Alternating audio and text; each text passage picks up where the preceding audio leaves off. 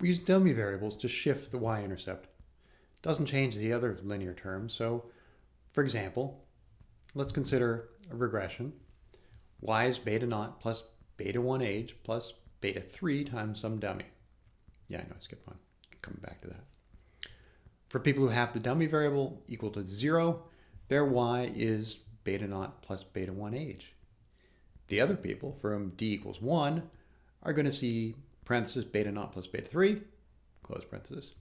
That'll be their intercept, plus beta 1 times age. But what if we want to change the slope on age? Perhaps we think that delta y, delta age could be different between groups. This model does not require that it be different, but it allows the possibility to be different. To accomplish this, we add some interaction terms. We interact the dummy variable d with the age variable, and by interact I mean nothing more than the simple mathematical operation of multiplying the two together. We create age times d. Why is that? Well, if we break down the two segments, we can see what's going on. For people who have d equal to 0, the base group, they have the exact same regression, beta naught plus beta 1 age. But the other group are going to have beta naught plus beta 3, so that's going to start with that different y-intercept term. But then the coefficient on age will be beta 1 plus beta 4, in parentheses together, multiplied times age.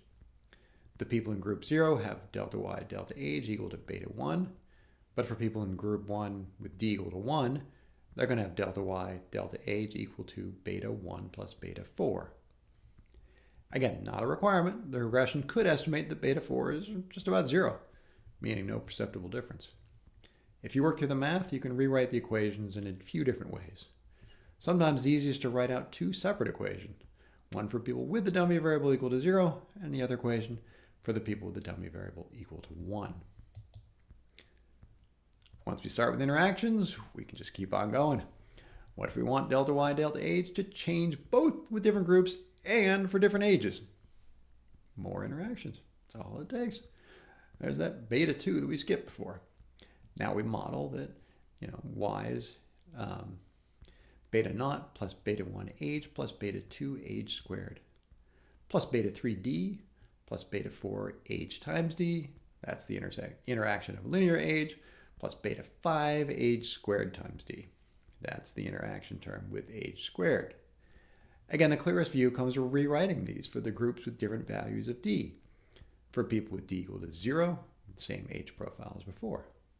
For people with d equal to 1, now each of these coefficients can differ from the default group. In that graph, I've shown some possible profiles. There's a good deal of complexity in that picture. Does red or blue have a better wage-age profile? It depends. Blue starts lower, gets higher, comes down more sharply. Red starts higher, doesn't grow as fast, but peaks later.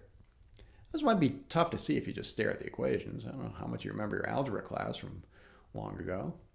Often it's helpful to draw the graph. From the equations of the two groups, people with d equal to 0, people in the base group, have a typical equation where wages are beta naught plus beta 1 age plus beta 2 age squared.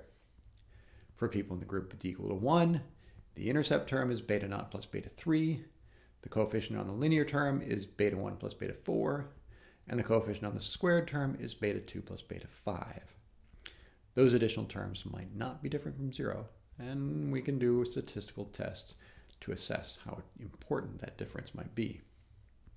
With a bit of calculus, joy, we can see that people in the group have delta y, delta age as beta 1 plus 2 times beta 2 age. Solve for where that's equals 0, find the maximum for that group.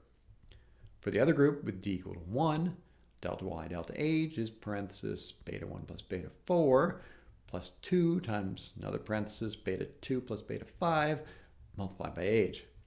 You can think of it as just taking those earlier two coefficients, beta 1 and beta 2, and modifying each one of them.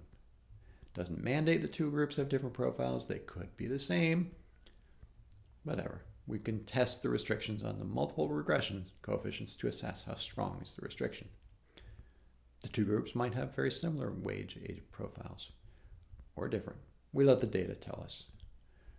We're not as interested in the individual coefficients because it would be weird to use information that whatever beta 4 is not different from 0, include the model, ought to restrict it to be exactly 0.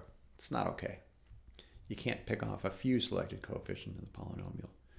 Do a joint test. One other way to look at these dummy variables is just imagine doing two regressions on the two groups. For people with d equal 1, do one regression. For people with d equals 0, do a separate regression. That works. You get the same results, find those equations. On the third line, do indeed hold valid. Although if you use dummy variables, then the statistical testing is a little bit easier. What if you want more moderators? All of them interacting? You can do it. It's easy. They're a little too easy sometimes. In R, you can do a linear model of y as x plus d plus x colon d. Write the formula as I put it there. That colon there telling R to include all the interactions of the variables. An even shorter notation is just x star d. It'll estimate the separate individual coefficients plus all the interactions. That can be efficient if you know what you're doing, but sometimes a little crazy making if you're left wondering, where did all that output come from? Because now you got to interpret it all. I mean, other questions might arise. Can I interact dummy variables with each other? Yeah, keep interacting and interacting and interacting. You can interact dummy variables for race, with dummies for gender, with dummies for education. So for instance, maybe a college-educated black woman is going to have a different age profile. That's a plausible hypothesis. You can estimate it. Let me end with a bit of a teaser that multi-level models, which we'll cover later, can help if you think you have too many categories in your factors. Like if you wanted to look at each of the 50 states, say. There are options.